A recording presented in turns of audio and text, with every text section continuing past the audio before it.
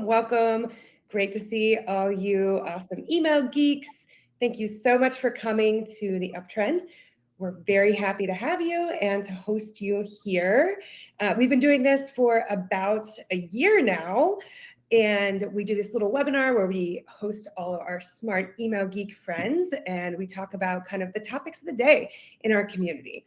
So we've talked about everything from creative to strategy to, this topic, which is really our bread and butter, which is DMARC and deliverability and email authentication.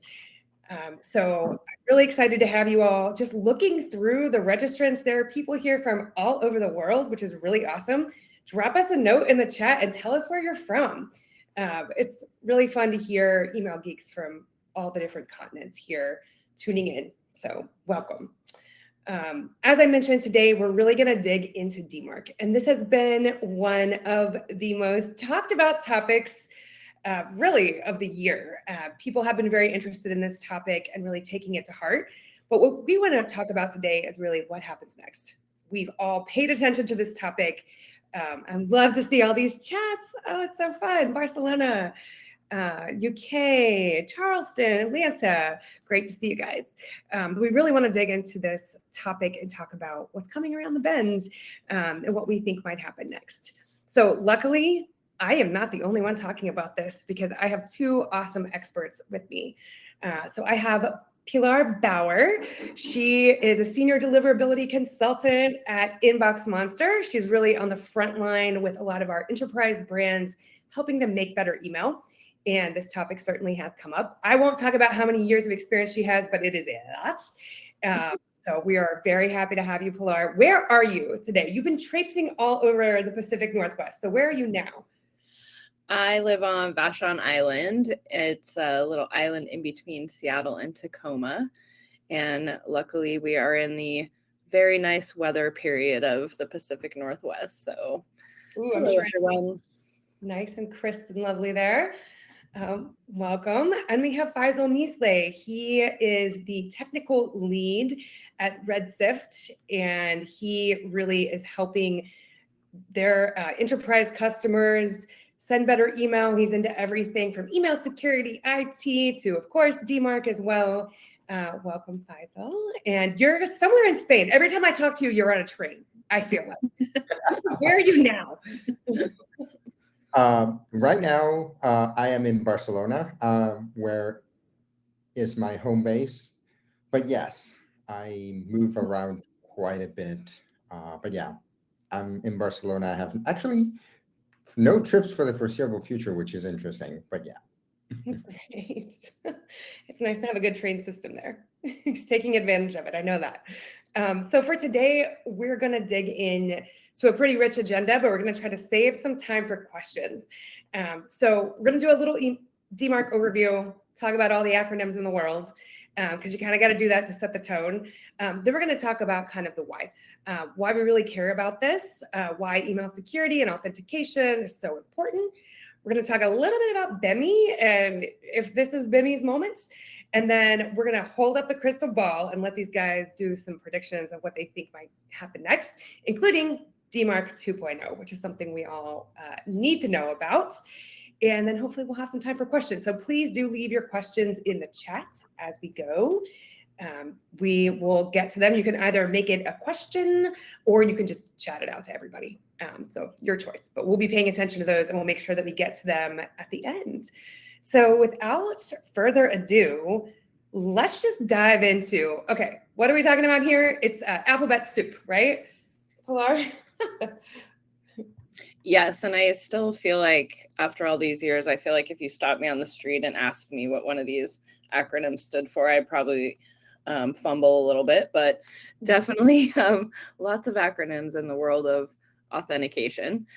But just to back up a little bit, which I'm sure we'll get a little more into, but DMARC, of course, is one of the main subjects, I think, of 2024, especially with the formal announcements and requirements from Gmail and Yahoo, just with a really huge focus on authentication, which there are different levels, as you see on this slide. But until this year, DMARC was not required per se by the mailbox providers, but now I think, if you hadn't had DMARC implemented before, you probably do now, since Gmail and Yahoo rolled out that announcement, and at the minimum policy of none, which we'll also get a little more into. But to get to implementing DMARC, you also need to have the first 2 levels of authentication implemented. So SPF, Sender Policy Framework. So it verifies the sender's IP addresses. It should prevent spammers from using your domain because from addresses are very easy to fake. The SPF specifically does not prevent spammers from spoofing the display from name. Pretty easy to set up, but it is also very easy for bad actors to use as well, and spammers. So, and it doesn't work on forwarded emails.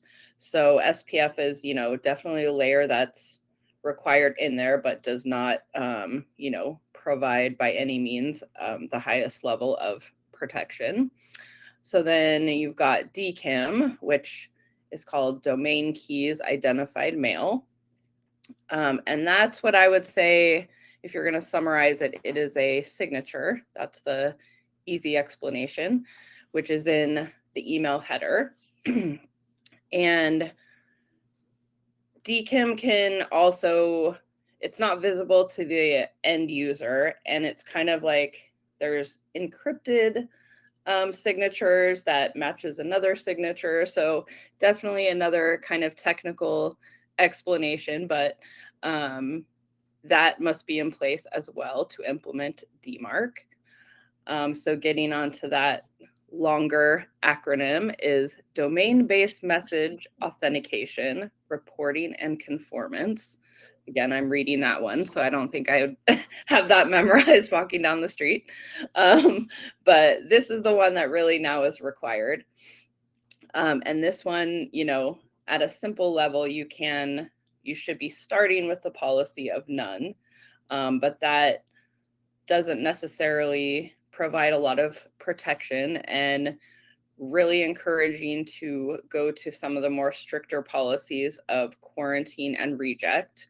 So DMARC builds on the SPF and DKIM, and DMARC really prevents spoofing of the header address. So that one is, this is where you want to get into the strict policy, so you really protect your domain from being spoofed. And that's what users can see, as being trustworthy. And then we'll get along to the fourth acronym in a little bit, which is BIMI, which does require a more strict DMARC policy. So I'll just take a little pause there, since we went over all the different layers of authentication. Not sure if there's any questions so far, and that was a lot of information, but I'm sure everybody has been focusing on DMARC this year. No, that's awesome. I mean, and you make it sound like pretty simple, but we know that it's pretty complicated, right? And I know that the next slides that you have show really the decision tree of how these things flow through. So yeah, I mean, we could get into a little bit more of that, the complication of it, right? As well. Yes, for sure. So that sounds easy, but this is what it really looks like in reality, right? Yes. I always feel like these kind of slides look like board games, which an email board game would be really fun to Good idea. We need to create that. So for DMARC, again, I think authentication is really shifting to focusing on domain reputation and really protecting sender domains. So the mailbox provider receives an email, looks at the domain, and wants to see if DMARC is implemented. If it's not, the mailbox provider can kind of doesn't know what to do with it, or will kind of just, put it into the inbox, which could be a spoofed email and kind of a threat to the subscriber. Hopefully you do have DMARC implemented, which the mailbox provider then is able to authenticate that sender. And this is where the policies come into play, where if you have it set at none, it could still be going into the inbox and, still could be spoofed or a threat. If you have it set to quarantine, that is, and a percentage of mail, that's where the mailbox provider can elect to put it into the spam folder, where, a recipient still could find it. And then the highest policy, which is the most recommended to get to, is reject, where if authentication fails, then the mailbox provider knows to block that mail. So there was a question, how does the MBP determine if the mail is fraudulent? Before checking DMARC is the question. Before checking DMARC. I guess they check DMARC to find out, right? That's pretty much the purpose of DMARC, is to make sure that it does have that full authentication. I mean, SPF and DKIM do have some levels of that, but those are not fail proof. So, if you don't have DMARC implemented, basically the mailbox provider, does not have a full confirmation that it's not fraudulent. Sure, they could not know. Okay, thank you for that. I'm going to get to the next question a little bit later from Jan Otto. So I'll save that one for later. But do you want to talk just a quick second while we're setting the foundation here about SPF? Oh, sure. So for DMARC, not necessarily both of them have to pass either. So it is checking SPF, and yes, if it's passing, it'll go into the DMARC pass. If SPF doesn't, it's going to check DKIM as well. And then, if DMARC fails, then that's where they know that it's not fully authenticated. But, hopefully both are passing and it goes into DMARC pass, but it does have these, kind of trails, alternate trails it can go through to still pass, even if one of the SPF or DKIM does not. I feel like I should roll the dice now for our board game. No, this is awesome. Thank you. Thank you for giving us the visual foundation of this as we get into more complex topics. This is very helpful. So I guess maybe the big question here is, with the changes in requirements that have happened, where do we stand? How are we doing overall? Has this made an impact? So as many of you know, in October of last year, Google and Yahoo made a joint announcement that they were going to start requiring stricter email authentication in order to get into the inbox. And that meant having SPF, aligned DKIM, and a policy of DMARC, at least in P equals none. That did not start ramping up until January. So Google said that starting February 1st, they're going to slowly ramping up. And that was February 1st of this year. So you can really see there that in early January and then starting February 1st onwards, the curves just started shooting up as the number of domains started adopting DMARC as per the Google and Yahoo requirements. In fact, just in the first 6 months of the year, you can see that there's been 2 million domains that have added a DMARC policy. Nice. And how do we stand on an industry-wide? So we took 3 separate groups.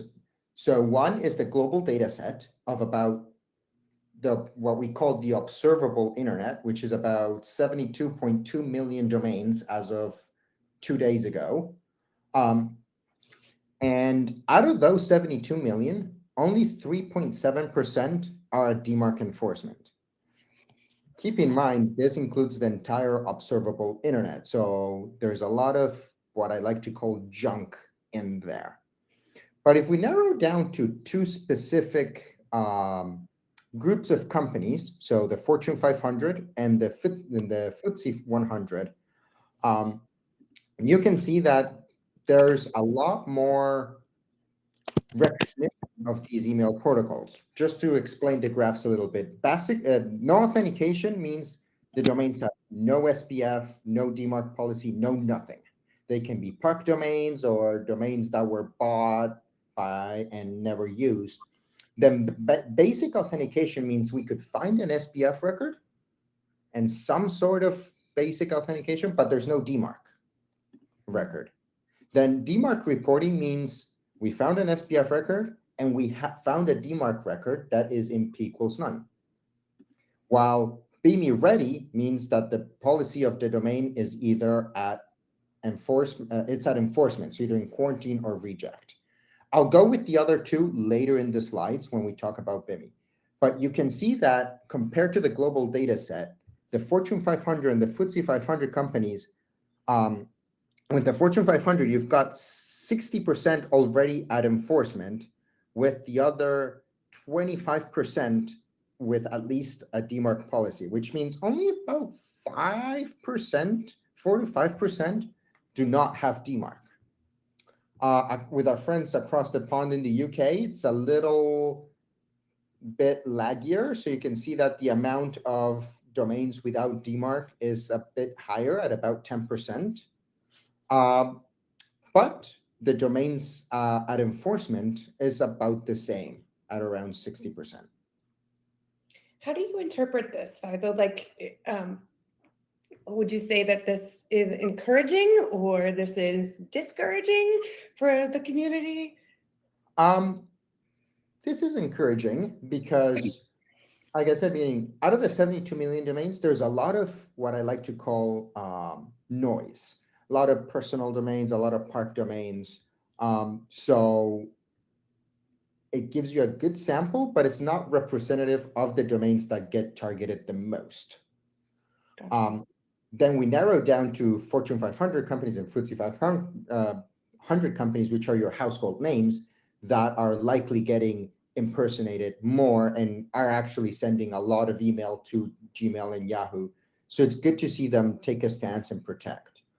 Now, I mentioned park domains, especially big companies that own a lot of brands and a lot of park domains. You should have your park domains in reject. If they don't send any email, your park domain should be in reject. And that's an easy win for you to contribute. Sure. Awesome. So I will give this away because I think it's really fun. So we did a little sleuthing, not to be creepy, you guys, but we took all of the people who have registered for this webinar and crunched a few numbers on your domains. So Faisal, tell us what we found here. The results were actually quite surprising in the way that if you look at the graph, about 64% of attendees are actually at enforcement, which means either reject or quarantine. 25% of attendees are at none, and only 11% have no policy. BIMI-wise, though, the story is pretty much as I expected it. The vast majority don't even have a BIMI record. About 3% have a BIMI record, which means they publish an SVG file, but they do not publish a VMC, which means they're only getting the benefit in Yahoo and Fastmail, which are the two mailbox providers that don't check for VMC. And then about 6% of our attendees have BIMI with a VMC. And they're the gold star attendees. They are. But like we're going to talk about more later, this is about what I expected, just because there is some, unlike DMARC, BIMI does require a little bit more of legwork from your marketing and legal teams to make sure you have all your ducks in a row, especially when applying for VMC. Absolutely. We're going to get to those hoops that you have to jump through later in this presentation. We've been working on that ourselves at Inbox Monster. So this is super interesting. Thank you for crunching these numbers for us. So let's get into a little bit of the why. I think this is great kind of foundational data about where we are. But why is this important? Obviously, keeping your brand reputation strong is important. You don't want anyone pretending to be you. But I think it goes a lot deeper than that. So, wanted to get into a little bit of the why it's important. And this question is really for both of you guys to jump in on. I'll go first, and then Pilar, you can tackle in whatever I missed. But DMARC is important because more and more, and mailbox providers are moving away from IP reputation and more into domain reputation. Mailbox providers are increasingly starting to look more at domain signals, whether that's DKIM selectors or your domain itself. So protecting your domain is more important than ever, because if you get spoofed or you get compromised, because of these domain reputation, you are actually might start to get blocked for actions you didn't even take. So you might be the cleanest sender in the world, but if you don't have a DMARC policy and I'm a bad actor and I start sending a lot of phishing emails in your name, you're going to suffer because of my actions. And more importantly, it's a way to for mailbox providers to more easily filter out the bad guys from the good guys. We all know IPv4 is running out, or already ran out, and shared emailing is a nature. We all send out a share IPs. Dedicated IPs are, yes, available, but either you're maybe too expensive, or B, your provider may not offer them. So more than ever, domain reputation is becoming increasingly more important in a world where share IPs are just the nature of the beast. I don't know, Pilar, what are your thoughts? I feel like when I get to this slide, sometimes I feel like this group, and especially us, get very technical, and we know a lot of the technical background and authentication pieces in this. So when I get to this point, sometimes I like to try to put myself in the subscriber's shoes, like not knowing anything about the ins and outs of email marketing and the technical pieces, where the mailbox providers now really want to protect the subscribers, which that's their job. And I think in general, there's a lot of distrust of online. There has been spoofing, and senders do not want their subscribers to be suspicious of their inboxes.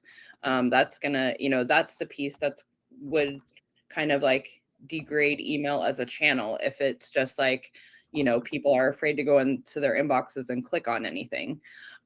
So I think, that's why this big shift is so important, is that mailbox providers are taking the steps, and senders should be very supportive of this, of protecting their subscribers and making sure their subscribers know that, like, we're checking the authentication. Like, if I'm getting this email from ABC brand, I should be confident that this is from ABC brand. I should not be scared to click on this link to like buy whatever I want to buy.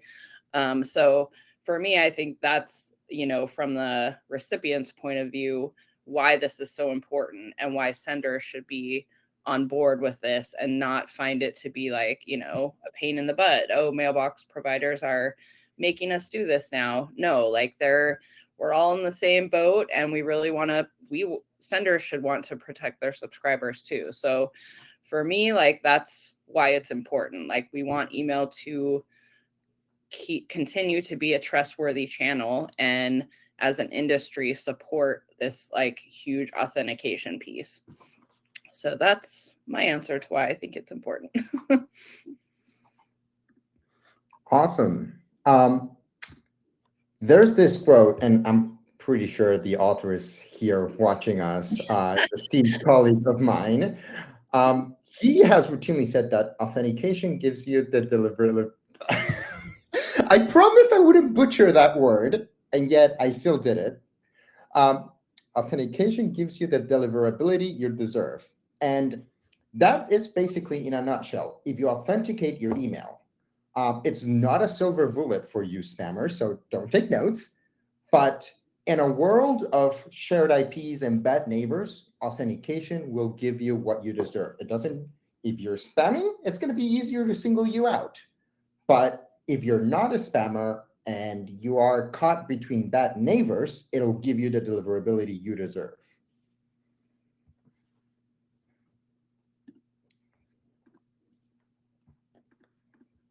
So, Pilar. Oh, sorry about that. Is it time for Bimmy? So Bimmy, and I was distracted by some of the questions in the chat, but so Bimmy, another acronym, which is brand indicators for message identification. So in a nutshell, it is where your logo shows up in the inbox. That's the short story.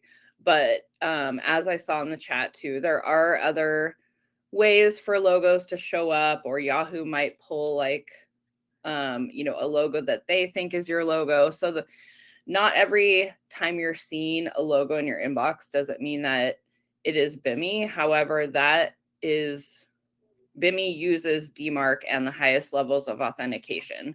So as we showed on the graph, it is starting to become more and more adopted.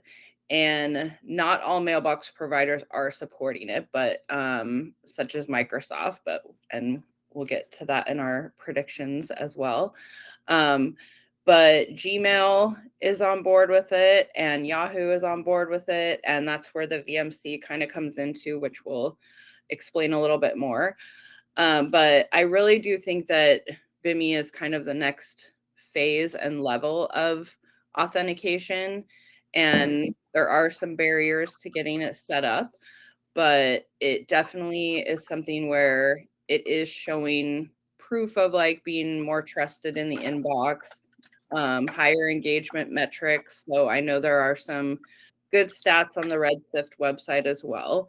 But I do think that Bimmy will become more and more adopted and does use that highest level of authentication. So, hopefully everybody on the webinar has it in mind. And yeah, if you do want to know more about it, there is the official Bimmy website, bimmygroup.org, and a lot of good content on the Red Sift site as well. Yeah, and I think of Bimmy as the reward for doing DMARC. So IT teams get tee everything up, set up DMARC, configure, authenticate everything, and then marketing gets to reap the benefits of what IT did. Especially as Google and Yahoo start adopting and ramping up, because it's not a matter of if, but rather a when they're going to start requiring DMARC enforcement. So don't get too complacent at none, because Google and Yahoo are coming for enforcement. It'll be much easier for everyone else to deploy Bimmy, even without a VMC. But it'll be much easier for people to deploy Bimmy as DMARC and DMARC enforcement become more prevalent. So Faisal, tell me why it's so low right now, the Bimmy adoption numbers that you shared earlier. Here, let me share this screen and get into your question. Two main reasons. One, DMARC enforcement. I would say the companies that already do Bimmy are already at enforcement, obviously, but it's also the bigger part of these Fortune 100 and FTSE 100 companies. You can see that it's more popular in the Fortune 100 than in the FTSE 100. You can see that closer to about 6 or 7% of the Fortune 100 companies have deployed Bimmy with a VMC, with another 3% are Bimmy aware. So you can say a good 10% of the Fortune 100, which would be 50 companies, are aware or have deployed Bimmy at some stage. While in the FTSE 100 is closer to about half of that. The other reason is trademarks. Having a VMC requires a valid trademark. A lot of companies have their company name, trademark, or the company name and their logo, but not the logo itself. So that is another barrier to entry is the trademark. And lastly, this is more towards the small business, just because the bigger companies can, is the pricing. Most, if you see Fortune 100, FTSE 100 companies, they have the budget to $1,500, $1,200, $1,500, depending on where or which provider you choose, easily. But if you're a smaller business, you may have the trademark, but if you're a 2, 3, 5, even a 15-person shop, $1,200 is a bit steep, and you want to see return on investment before you sink that money into it. So I think those are the biggest reasons right now. If we look at the global data set, you can see that the BIMI radar is a very, BIMI ready is a very small chunk of the overall data set. So, but as we move that by basic authentication and DMARC reporting into BIMI ready, more people will definitely take advantage of it.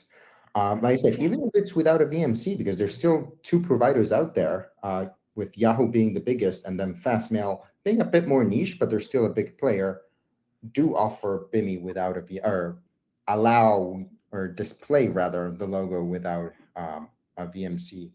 I don't know, Pilar, if you want to jump in and your thoughts on why BIMI hasn't been more widely adopted. Yes, I think, well, I think there's a couple things. I mean, number one, if you didn't already have DMARC implemented, that became like the main priority, obviously, and you have to build up to a stricter policy to even be able to implement BIMI.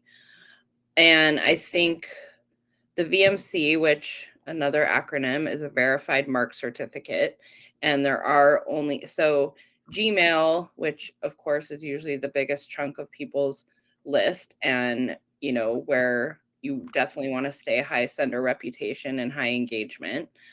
Gmail is the one that, you know, kind of initiated the requirement for the verified mark certificate. And there's only 2 vendors that provide that verified mark certificate. So I think it just becomes a process, and it depends on your resources on, you know, actually taking ownership of this whole process of setting up BIMI. And even if... Oh, did she just go on mute for you guys? She cut off. Yeah, say that one more time, Pilar. Sorry. Oh no. Yeah, you're still muted. I'm sorry. Well, that's okay. Well, two things is that one thing I missed that I think Carolina mentioned in the chat is the check mark. So Yahoo and Google are making it more enticing to marketers by providing a check mark. So going to what Pilar and I think Carolina I saw mention is trustworthiness. And what we learned from the former bird site known as Twitter, everybody loves a blue check mark and be able to be recognized as their one true self, for the lack of a better word. So Google and Yahoo are also making BIMI more enticing by giving those extra nudges like, hey, not only is this logo verified, not only is the sender verified, the logo is verified too, and here's a blue check mark to prove it. This message is safe, it's legitimate, you're welcome to click it. Absolutely. There was another question too. So after you add BIMI to the DNS and you purchase the VMC, you do all those things, how do you implement the logo file? So BIMI requires a tiny 1.2 SVG image. They have special requirements. And much like DMARC, it's a TXT file. So BIMI is implemented as a TXT file, and the mailbox providers, as part of their checks, much like DMARC, will check that TXT file and fetch the logo and the VMC from it. Love it. We added more acronyms to the equation. Pilar, are you back? I think so. Can you hear me? Yes, Yay, I hear can. you. Hooray. I have no idea what happened. Nothing changed on my screen. It's quite all right. We just added more acronyms to our game. So, I'm excited for this board game coming up.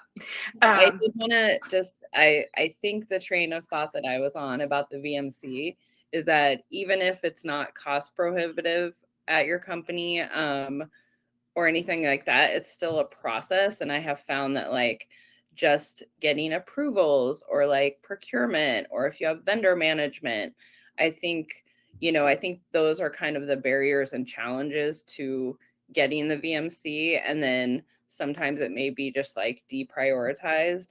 But I do think BIMI is very important. So if you do have that plan on your back burner, or have some roadblocks, you can definitely reach out to one of us for help or advice on that. But those are kind of the roadblocks that I've run into, even with big companies, that budget is not a constraint. It is still a process. So that's I think a challenge in itself. Absolutely. You're talking about a minimum of 3 teams involved. If you're at a big company, that's hard. Yes. So there was one little question more. If BIMI is in the DNS and it's an SVG file, but there's no VMC, will the inbox render the image? I think the answer is no, maybe? It depends. So Google and Apple iCloud require a VMC. If you don't have a VMC, they won't render it. Yahoo will render it if they see enough trustworthy volume from you. And Fastmail will render it. Interesting. Okay. Oh, I love it. Okay. So we're going to get to the portion here where we don't have any slides. We're going off the record. And just want to ask you both, what do you think is going to happen next? This has been a lot of technicalities, but, we've got everyone's attention here in the email world. What is going to happen next? I can start with that, which this may not be super surprising. Oh, well, it actually just showed up in the chat. I was going to say Microsoft. While Microsoft didn't participate in vocalizing the requirements like Gmail and Yahoo did, we do know from a recent webinar and some follow-up blog posts that Microsoft has confirmed that they will make authentication a requirement, which I don't think in itself is too groundbreaking, since everybody implemented that for the Gmail and Yahoo requirements.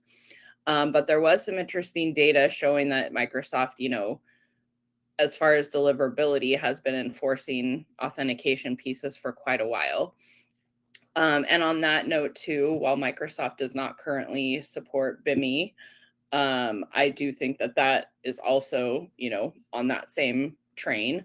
So in general, for predictions, I think Microsoft will come on board with that. But again, that shouldn't cause any, scrambling to make changes, since most senders have already made those updates for Gmail and Yahoo.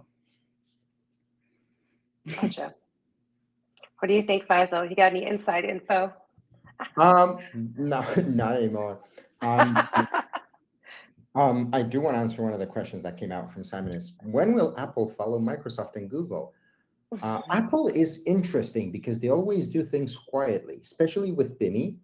It was a footnote in their iOS 16 or iOS 16 release that they were going to support BIMI.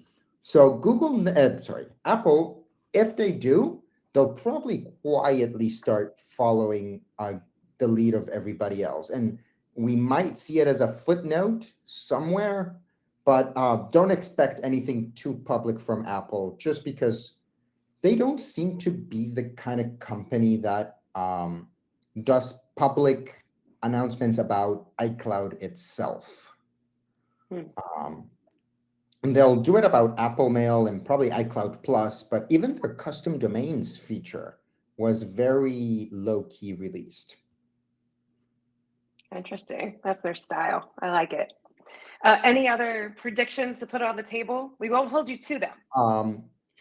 My prediction is by this time next year, we're going to start hearing Google and Yahoo talk about going to enforcement. That was exactly what I was going to say.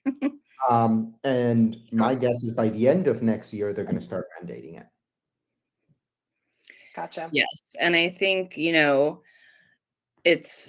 it's not a good idea to not have a DMARC policy and then go straight to quarantine or reject. So, because you could be blocking your own mail. So if you hadn't had DMARC set up, none is the way to start. But as Faisal said, I think that a stricter policy is going to become a requirement. And my recommendation would be to not wait until it becomes a requirement, because it's already smart and a best practice to move to a stricter policy. So if you implemented DMARC initially with this wave and has been sitting at none for a while now, I would, talk to your ESP and IT about moving your policy up to quarantine and then reject. Nice. There are a couple of good questions in here, but maybe we save them for just 1 second so that we can get to DMARC 2.0. This is the first time that I've heard this term, and it was very interesting to me. So, Faisal, what is DMARC 2.0? So the DMARC working group has been working in the IETF draft to take the learnings over the past decade of DMARC and not fundamentally change how the protocol works, but introduce some new enhancements based on how the real world adoption of DMARC has been. When run right as specs, an RFC is a request for you to follow those, and things change. So here's a few things that are changing. So one of the big things that are changing is it's going to introduce tree walking. So right now, if you have a 3rd or 4th level subdomain, the DMARC will be checked at that 3rd or 4th level subdomain, also known as the author domain. And if it doesn't find it there, it's not going to cascade down. It's going to go straight to the organizational domain. DMARC 2.0 is going to introduce tree walking. So it's going to go 3rd, 4th level, 3rd level, 2nd level until it reaches the organizational domain. Another thing is the PCT tag is going away. It was a way to control the rollout, but it wasn't very well implemented at many mailbox providers. So it's going to be replaced with a T or for testing tag, which is going to be you're testing DMARC or you're not testing your deployment of DMARC.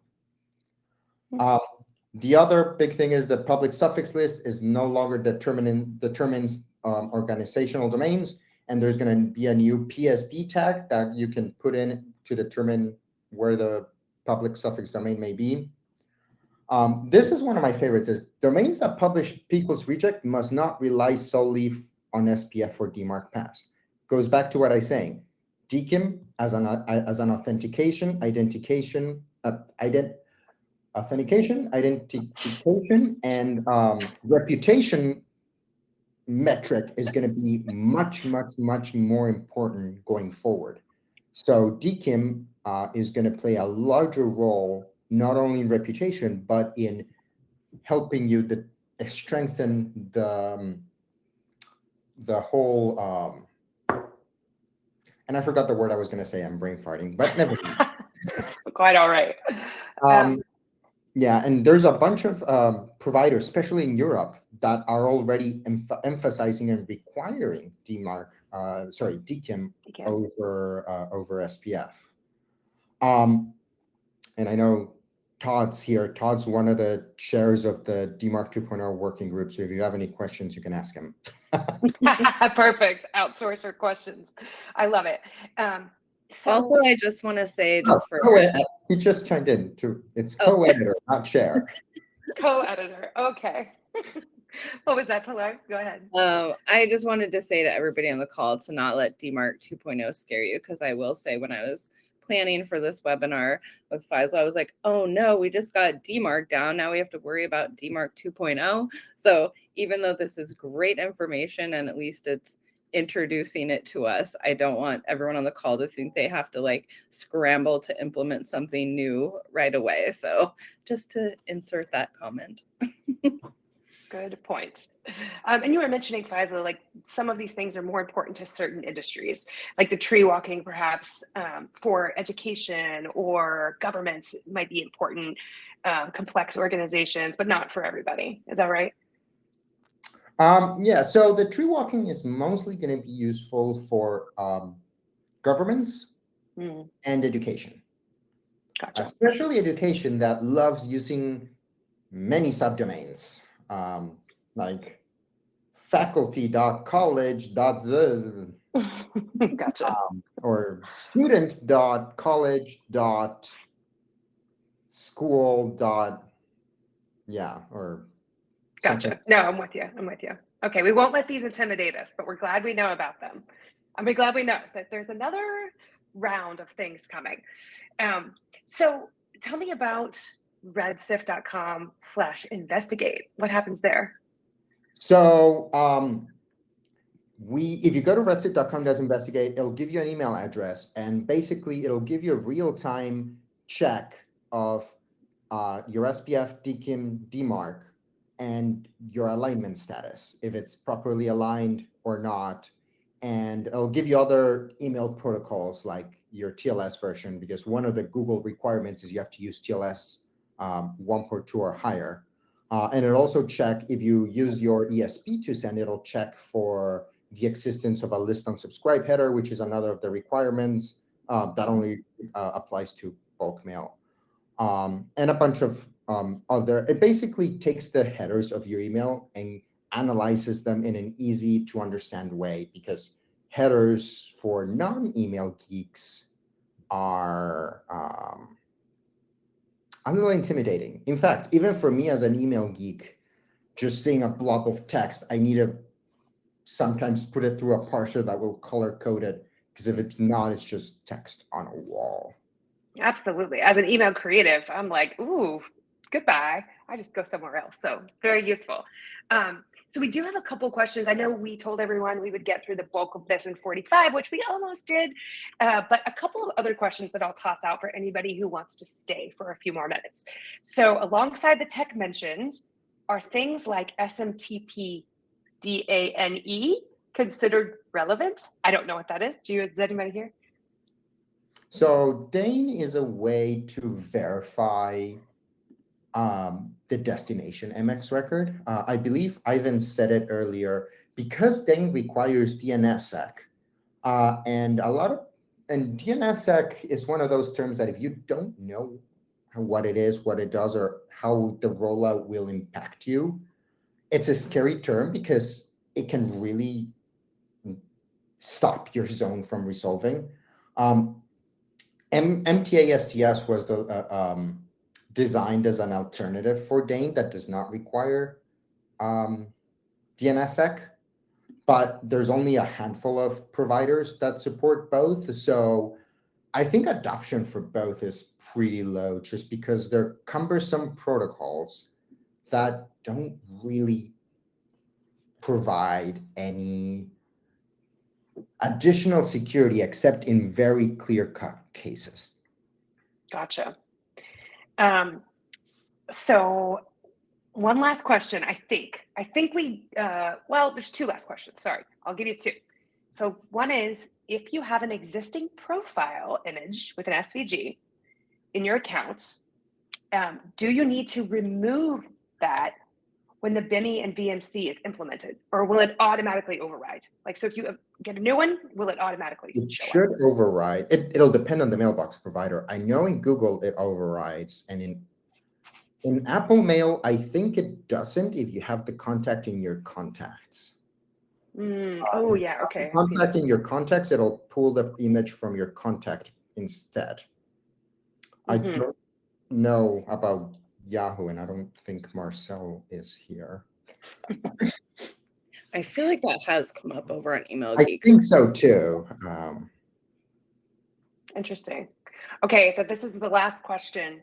So what about the ESP's role in all of this? So, some people have said, a lot of our customers have said, well, I thought they were doing that for me. Like, why do I have to think about all this stuff? Or should I rely on my ESP to figure out DMARC for me? Your ISP should not figure out DMARC for you, but they should make it easy for you to achieve alignment, SPF or DKIM alignment. So DMARC is entirely on you because your ESP will only see a portion of your traffic. So, but they should definitely make it as easy as possible, preferably self-serve with a couple clicks in the UI to set up DKIM and align for DKIM in an easy way. I know some ESPs make you jump through hoops to it, and my desire is that every ESP automates this so that you click 2 buttons, it spits out 2-3 DNS records, you add them, activate them, boom, done. Nice. Any final words from you, Pilar? No, that was good. Awesome. There is a question from, I missed one. If you have both DNSSEC and MTA-STS, should you bother implementing Dane on top? So here's the kicker. If you use a third party like 365 or Google Workspace, you're at their mercy. So because Dane has to be applied both at the domain and the MX record. If your MX record points to a non-DNSSEC enabled domain, you won't be able to enable Dane.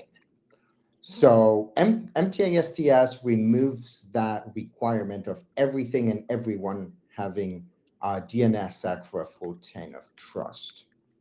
And there is one other question from James about ARC records and how do they fit in, which is a great question. ARC records are stamped by the intermediary. So let's take a step back really quick. ARC is a way to create a chain of custody on the message when you are forwarding. And I'm going to quote the RFC here. For those geeks that care, it's RFC 8617. It says, the ARC protocol provides an authenticated chain of custody for a message, allowing each entity that handles the message to see what entities handled it before and what the message's authentication assessment was at each step of the handling. So I like to say it, imagine you're in a crime scene and you need to take the evidence from the crime scene to the transport company to the police station. How does the police station know the evidence was not tampered in transit? That's pretty much what ARC does.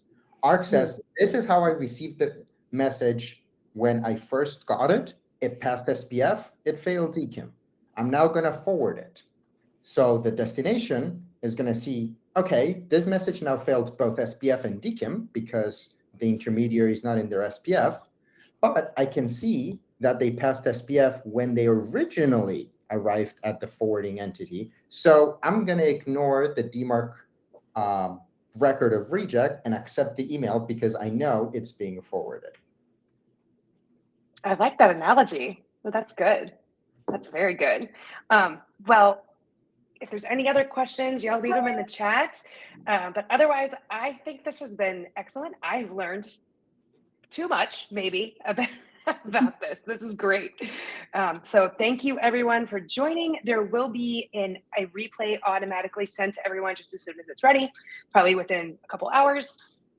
So thank you both. Thank you, Pilar and Faisal, for your information and your expertise. We appreciate it so much. I feel so enlightened. So appreciate that. And thanks to everyone for joining. It's great to get the geeks together. So y'all have a great day and we'll hopefully see you soon. Thank you. Thanks, everybody. Thank you.